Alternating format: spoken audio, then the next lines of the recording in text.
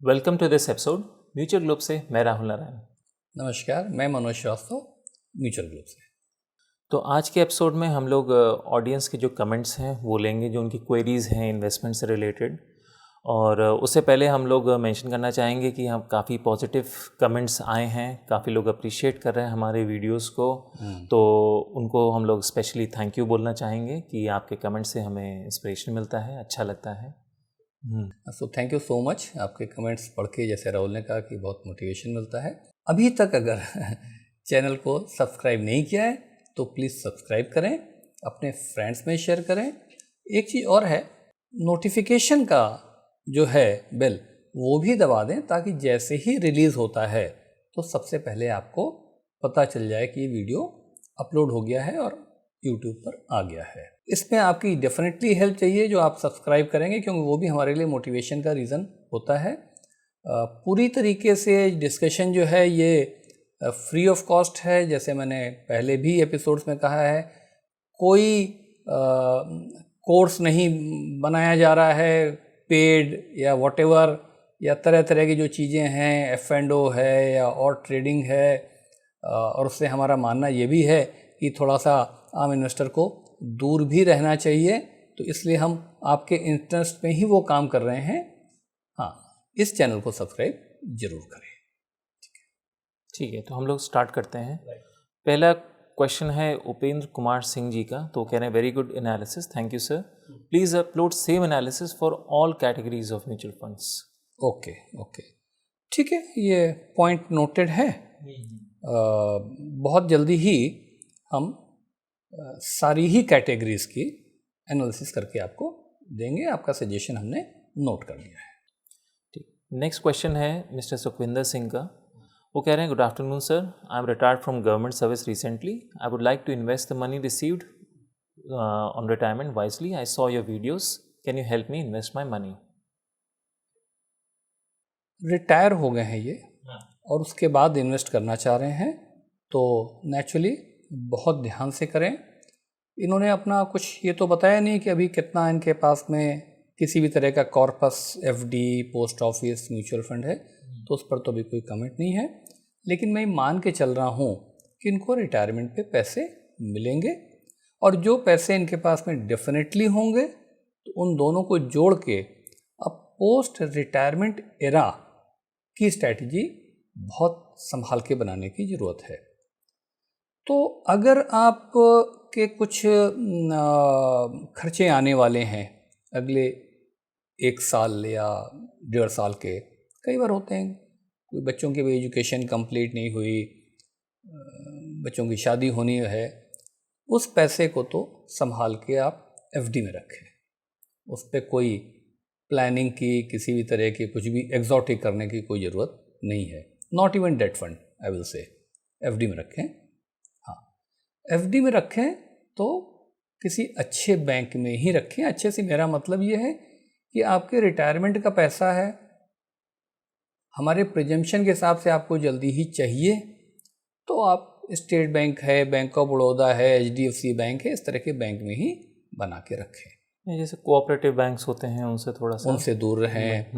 Private bank बहुत आ गए हैं तो उनसे दूर रहें। जो रेप्यूटेड हैं वो तो अलग बात है, बट छोटे वाले हैं, जैसे कुछ दिन पहले हम लोग कहीं गए थे फंक्शन में, तो वहाँ पे पता नहीं कौन सा बैंक था, वो इतने % वो गारंटी कर रहे हैं रिटर्न, और कई लोग लगा देते हैं, तो उन सब में ना करें, उन सब में नहीं करें।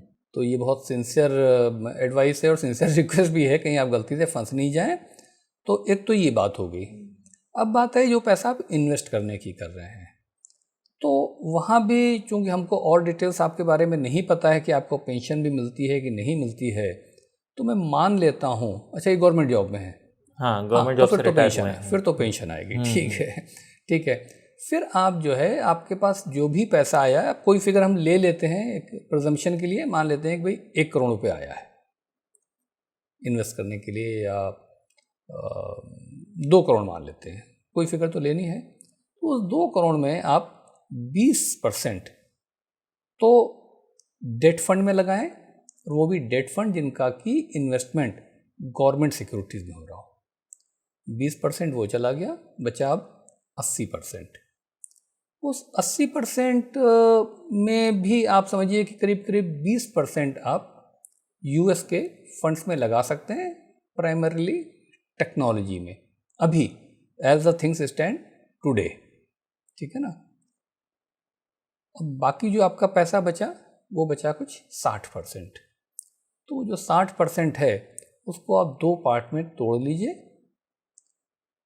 आधे को, 60 का आधा हो गया 30 को तो आप कुछ 3-4 अच्छी म्यूचुअल फंड की स्कीम्स में डाल दीजिए, और दूसरा जो 30 बचा वो आप इंडेक्स फंड में डालिए। अब उसको भी एलैबोरेट कर देता हूँ कि जो इंडेक्स फंड में डालिए वो 30 रुपये जिसको हम कह रहे हैं 30%, उसमें से 10% आप निफ्टी 100 वाले में डालिए, और बाकी जो बचा 20 उसको आप मिड कैप 150 में डालिए। तो ये हो गया उस 30 रुपये का लेखा जोखा। बाकी जो बचा 30 जो एक्टिवली है उसमें उन स्कीम्स को चूज कीजिए जो कम से कम निफ्टी 500 और निफ्टी 250 को बीट कर रही हों, एटलीस्ट 2 साल, पिछले 3 साल हो तो बेटर रहेगा। ये आपने शायद पता नहीं इतना डिटेल में पूछा है कि नहीं, लेकिन हम अपने एक्सपीरियंस से बता रहे हैं कि लोग यहाँ पे गलतियाँ कर जाते हैं, और हम स्पेशली कंसर्न हैं आपका रिटायरमेंट का पैसा है तो वो कर लें। मुझे लगता है इससे काफ़ी हद तक कंप्लीट हो जाएगा। तब भी आपको कुछ कन्फ्यूज़न हो तो आप सवाल भेजें। ये अभी की सिचुएशन निकल के आ रही है, ठीक है। तो मेरे ख्याल से नेक्स्ट क्वेश्चन हम लोग अब ले सकते हैं। नेक्स्ट क्वेश्चन पूछा है मिस्टर सुनील नायडू जी ने हैदराबाद से। वो कह रहे हैं I would like to invest in MF, request your guidance. आप क्या गाइडेंस चाहिए ये लिख के भेजें, क्योंकि जनरल तो बताना तो मुश्किल है, तो आप एग्जैक्टली क्या चाहिए इसको, क्वेश्चन को एलैबोरेट करके भेजें तो हम इसको बेहतर बता पाएंगे। नेक्स्ट क्वेश्चन पूछा है अबनी पत्रा जी ने कोलकाता से। तो ये रिटायर होने वाले हैं 2028 में, जनवरी 2028 में। इनकी एसआईपी चल रही है डिफरेंट कैटेगरीज ऑफ स्कीम्स में, और उस एसआईपी का टोटल अमाउंट है 1.37 लाख्स। रिटायरमेंट के बाद ये इनको, रिटायरमेंट के समय इनको शायद 30 लाख्स के आसपास अमाउंट मिलेगा, और उसके बाद जो इनकी एसआईपी रहेगी वो 30,000 रुपीज़ की एसआईपी करेंगे। तो रफली अभी 2 साल का टाइम है इनके पास। तो एक तो ये अपनी स्कीम्स दिखवाना चाह रहे हैं, और दूसरा इन जनरल पूछ रहे हैं कि कोई चेंजेस तो नहीं है इनकी इन्वेस्टमेंट प्लानिंग में, आप जो सजेस्ट करेंगे।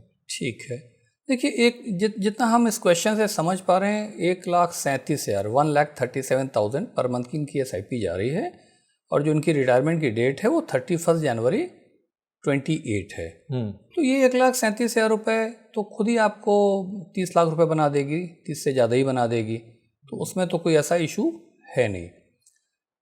इनकी जो ये कह रहे हैं कि रिटायरमेंट के बाद भी जो हम समझ पा रहे हैं कि 30,000 रुपये की एसआईपी चल पाएगी, तो वो भी अच्छी बात है, वो चलने दीजिए।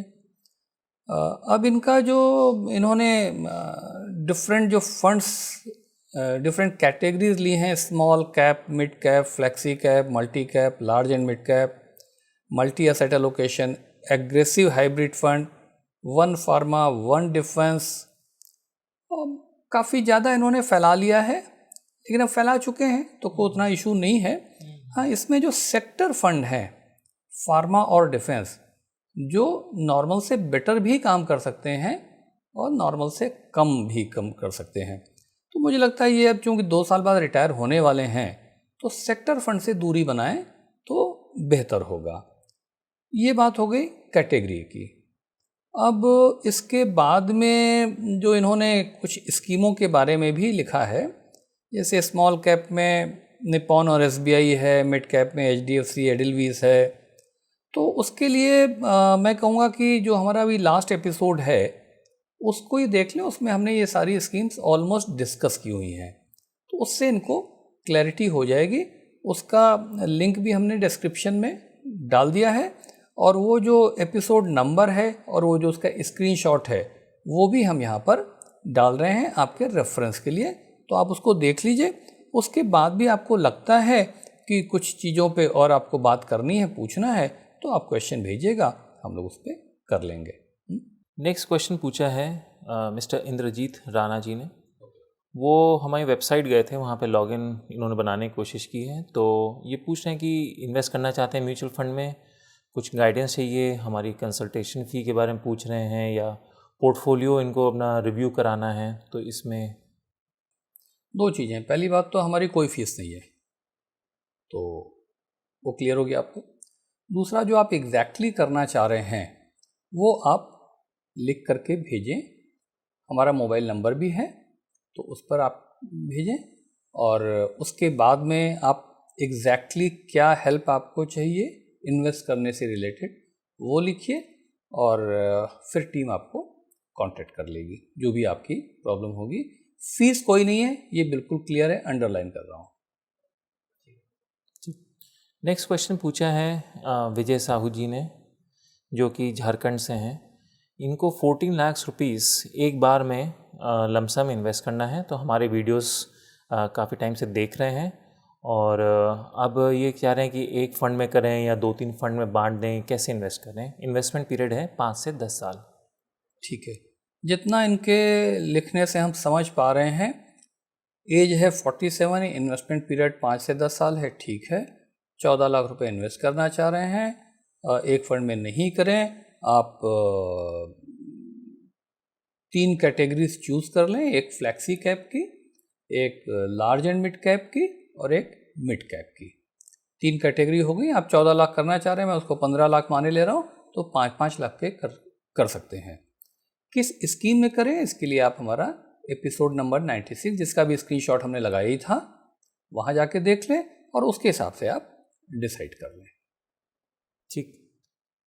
नेक्स्ट क्वेश्चन है निसार अहमद जी का। वो कह रहे हैं कि ऑल्सो जिस make a video on small cap and mid cap, तो वो तो हम लोग ने बनाई ही है ये। हाँ ठीक है, तो अब लेटेस्ट फिर बना देंगे। अब तो मेरे ख्याल से कुछ दिनों के बाद में हम मिड कैप और स्मॉल कैप पे लेटेस्ट वीडियो फिर से बना के देंगे, आप देखिए उसको। उसके बाद का कमेंट है, वो भी एग्जैक्टली सेम चीज़ ही बोल रहा है, JP पटेल, कि मिड कैप और स्मॉल कैप की एनालिसिस फिर से करें। तो आई गेस वही जो आपने कहा हम फिर से शॉर्टली बना देंगे।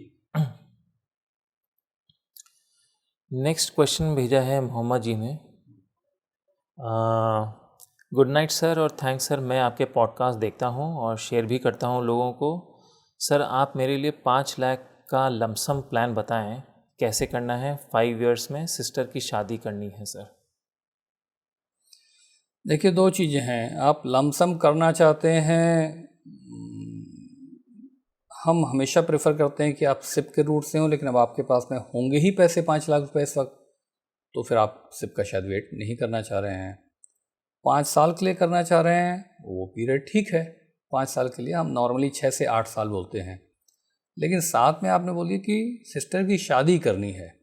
अब देखिए, सिस्टर की शादी करनी है, 5 लाख रुपए आपने लगा दिए 5 साल के लिए, और आपको बी फिटिंग पार्टनर उसके लिए मिल गया, और उस वक्त मार्केट अगर डाउन है तो फिर शादी तो नहीं टालेंगे ना।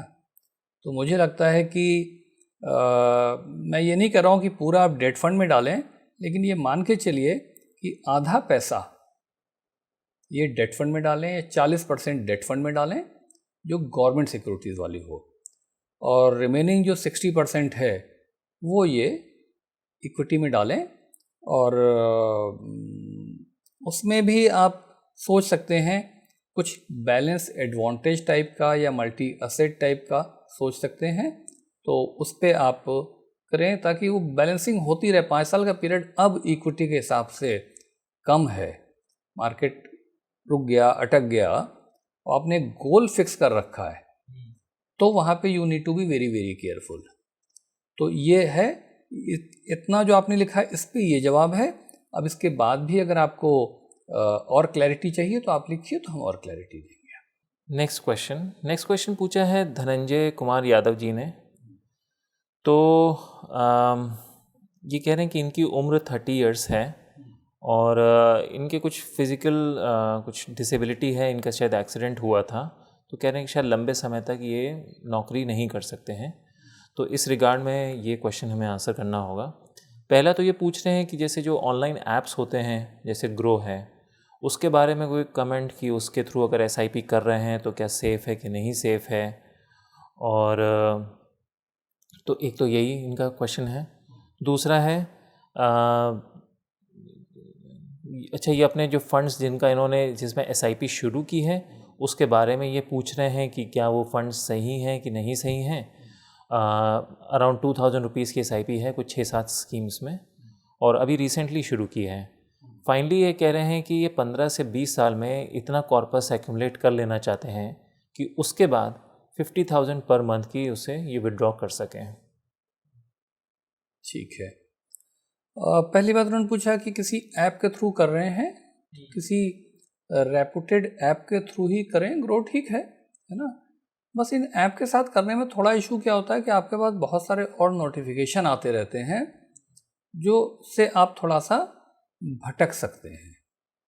मैं ग्रो के बारे में नहीं बोल रहा, बट कहीं भी आप कुछ भी रजिस्टर कर दीजिए, तो मुझे लगता है कि आपने SIP किया हुआ है, अब आप कर ही चुके हैं तो फिर तो ठीक है। अब मैं ये नहीं कहूँगा उसको निकालिए और फिर, अदरवाइज़ आप डायरेक्टली भी म्यूचुअल फंड के साथ कर सकते थे, कोई बात नहीं, आगे करना हो तो आप वैसे कीजिएगा। ये तो उस पर बात हो गई। दूसरा, जैसे ये कह रहे हैं कि भाई हम स्कीमें कैसी हैं, पहले स्कीमों पे आ जाएं। स्कीमें ठीक लग रही हैं, स्कीमें ठीक लग रही हैं। हाँ, फिर से मैं कहूँगा कि हमारे एपिसोड 96 को देख लें, तो उससे जाके थोड़ा सा और उसकी डेटा एनालिसिस से अपने को समझ लें कि क्या करना है, ठीक है ना। ये दूसरा पॉइंट हो गया। तीसरा इनका ये है कि 15 से 20 साल के बाद में रिटायर करके और 50,000 रुपये की SWP यानी कि पेंशन जैसी हो जाए। तो अब अगर इनका गोल समझिए कि 50,000 रुपये है, और मैं ये मानूं कि उस वक्त 20 साल बाद इनके पास में 1 करोड़ रुपये हो, और उस 1 करोड़ रुपये पे 6% का रिटर्न आए, तो वो हो गया 6 लाख। 12 से डिवाइड कीजिए, 50,000 रुपये। अभी सिंपल उतने ही रखते हैं, यानी अगले 20 सालों में, आपने 15-20 बोला, मैं 20 बोल रहा हूँ, 20 सालों में आपको 1 करोड़ रुपए का कॉर्पस क्रिएट करना है। तो 1 करोड़ रुपए इनको आप समझो कि क्रिएट करना है 20 साल में, अगर तो 12% के प्रिजम्पशन से वो सिप की अमाउंट आती है 10,000 रुपये।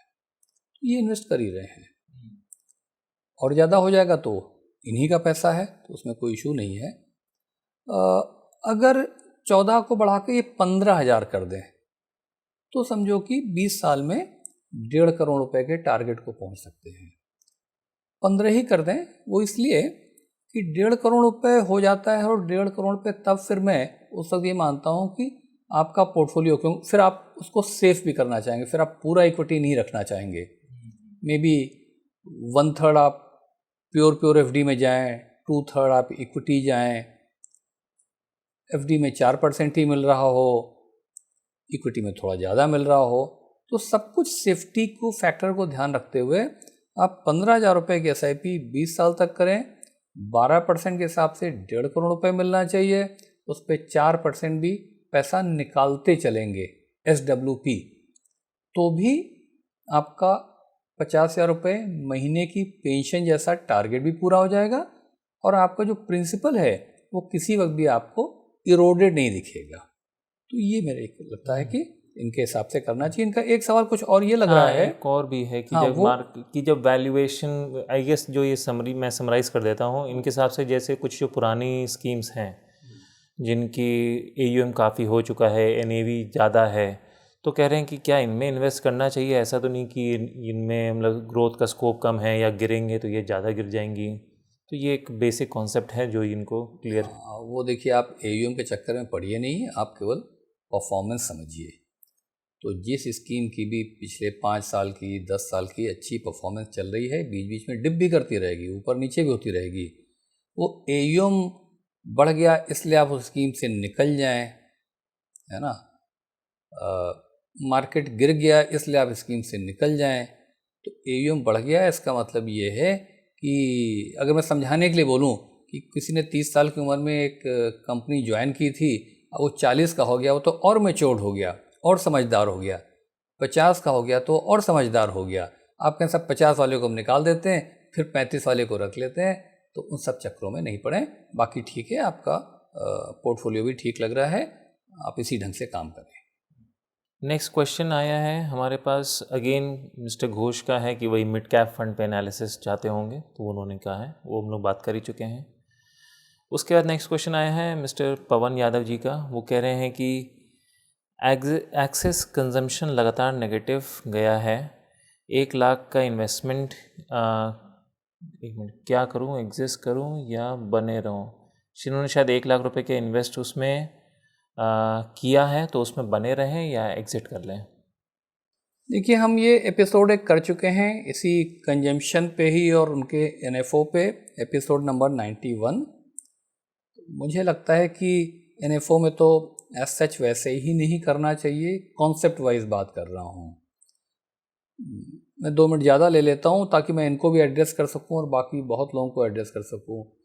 किसी भी नए कॉन्सेप्ट और किसी भी नई स्कीम में जब तक उसका 1 साल का कम से कम परफॉर्मेंस नहीं आ जाए, आप मत जाइए। नए कॉन्सेप्ट हो, आपको ज़रूरत नहीं ट्रायल करने की, या नई स्कीम है तो एनएफओ उसी में आ जाता है। वैसे तो आप स्कीम को कम से कम 3 साल की परफॉर्मेंस पे देखें, लेकिन मिनिमम 1 साल तो देखें ही देखें। मुझे लगता है कि ये जो आप स्कीम बता रहे हैं, इससे बेटर स्कीमें हैं। एपिसोड नंबर 96 देखें, उसका स्क्रीनशॉट हमने शुरू में लगाया हुई है। उसके हिसाब से ही ढूंढ के आप किसी diversified fund, flexi, large and mid, focus, multi, इसमें जाने की कोशिश करें। ये मेरा व्यू है। ठीक। Next question SB Singh ji ने पूछा है। अगेन ये कंजम्पशन फंड के बारे में ही है जो आपने एड्रेस कर ही दिया है। वो कर दिया, तो सिंह साहब जो अभी मैंने बोला है वही आप पर भी लागू हो रहा है। नेक्स्ट क्वेश्चन है बोधी ट्री से। तो ये अगेन NFO और सेक्टरल और थीमेटिक फंड्स के बारे में कह रहे हैं। अभी बोल चुके हैं कि NFO में मत जाएं, कम से कम 1 साल हो जाने दीजिए, तभी जाइए। किसी का हो, जैसे अब बहुत सारे क्वेश्चंस आ रहे हैं कि जियो का जो फ्लेक्सी कैप फंड है, 1 साल की परफॉर्मेंस तो आ जाए, अच्छा भी हो सकता है, मैं ये नहीं कर रहा हूँ, और कम अच्छा भी हो सकता है। बच्चे को चलने तो दीजिए, खड़े तो होने दीजिए। अभी तो गोद में है, मतलब 2 महीने का 3 महीने का फंड है, अभी तो उसकी गर्दन बच्चे की नहीं संभलती है। और आप करें पिछले जो दौड़ते वाले लोग हैं उनके साथ कैसे दौड़ेगा, हो सकता है बहुत अच्छा दौड़े, उनसे ज़्यादा हेल्दी निकले, बट अभी तो गर्दन में नहीं संभल रही, गोद में लिए हुए हैं। तो किसी भी NFO में मत जाएं और किसी भी कॉन्सेप्ट नए पे नहीं जाएं। बड़े तरह तरह के आपको कॉन्सेप्ट आते ही रहते होंगे, उस पर भी नहीं जाएं। आप पुराने टेस्टेड इन पे ही चलें। और सेक्टर थीमेटिक पर भी मेरा व्यू यही रहता है। अब आप मेरे को कंजर्वेटिव भी बोल सकते हैं, वो भी बात सही है, लेकिन मुझे लगता है कि सेक्टर और थीमेटिक से भी दूर रहें। कभी IT चलेगा और कभी मिस्टर ट्रंप आ जाएंगे, IT नीचे चला जाएगा, कभी फार्मा चलेगा, कभी फिर से US की पॉलिसी आ जाएगी, आप अटक जाएंगे। आप क्या अटक जाएंगे? आपका फंड मैनेजर अटक जाता है। अब फार्मा फंड उसने लिया हुआ है तो क्या करे, तो वो नहीं निकल सकता, तो आप भी फार्मा में ही फिर बने रहेंगे। डाइवर्सिफाइड होगा, वो समय के हिसाब से अपने को चेंज कर लेगा। ये मेरा व्यू बोधी ट्री वाले क्वेश्चंस पर है। नेक्स्ट क्वेश्चन अभी आपने जो बोला ही जियो फ्लेक्सी कैप पे, उसी पर ही है कि उसके लिए एक डेडिकेटेड वीडियो बनाए, तो उसके डेडिकेटेड वीडियो की ज़रूरत नहीं, आपने कमेंट तो दे दिया बनाएंगे, है। 1 साल हो जाने दीजिए, फिर बनाएंगे, अभी क्या उसको असेस करें। ठीक है। उसके बाद मिस्टर निरोध कुमार दास जी ने पूछा है MF through GIFT City how to do.